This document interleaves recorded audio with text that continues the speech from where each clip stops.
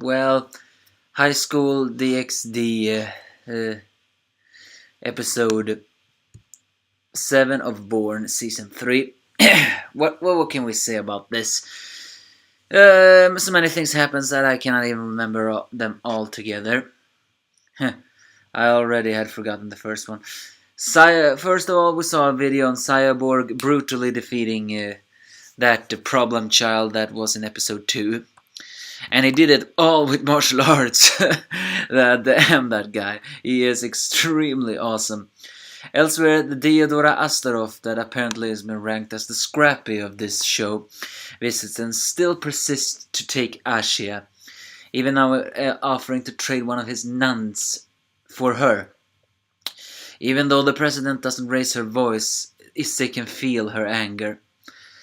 But and then later on, when Diodora tries to touch Ashia to beg her to get with him, Issei touches him and he punches it away, showing for the first time his eyes in a evil color, showing that he considers Dragon disgusting, which earns him a slap from Ashia. With that, he leaves, but he promises to defeat Issei and take Ashia, because Ashia is his, according to himself at least. Elsewhere, the gang are eating, the girls are eating dinner and wonder what they can do for Issei to do it. And Koneko and Issei done some comedy route on a bicycle where they meet up with Kuroka, who actually wonders Issei if he wants to make babies with her. Because, and of course, Koneko do not want that. And Issei says, you should just ask Vali. But Vali says, I turn her down.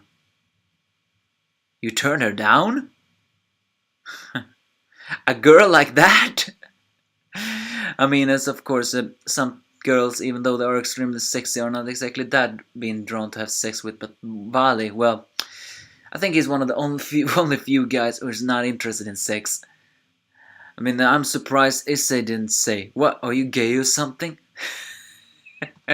No, it's just that Vali is not interested in sex, he's just interested in fighting. But he warns Issei that Diodora Astaroth is an interesting person. When he gets back, he meets up with the girls who are dressed in some scandalized clothing. And Rias and Akeno have once again a little minor catfight about that.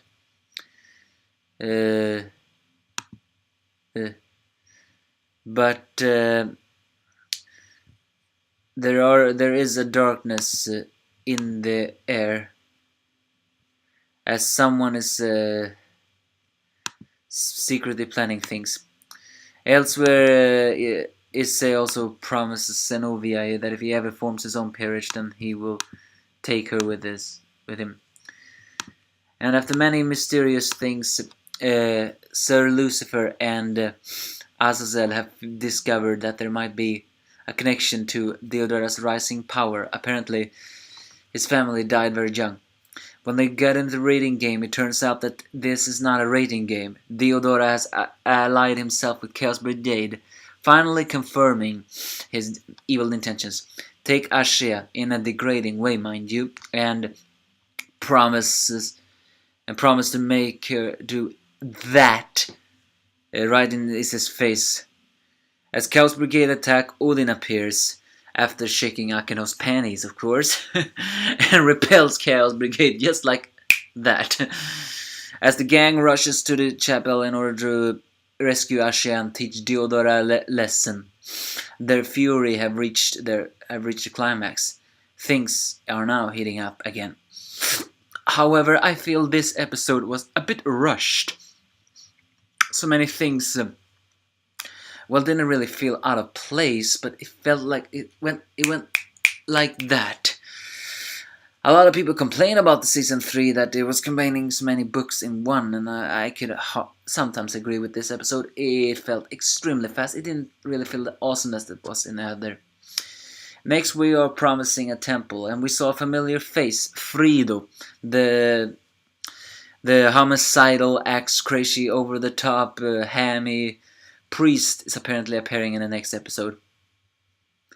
Well, we'll see how long he sticks around. But the truth about Diodora's motives, well, it's clear that Diodora is just obsessed with Ashia and is a total and extreme douchebag. But one can wonder why he is so obsessed with Ashia. Well, maybe that will be clear next week. Meantime, I'll give this episode maybe a so, but I like the fan service. That I did. But give me your thoughts if you have any.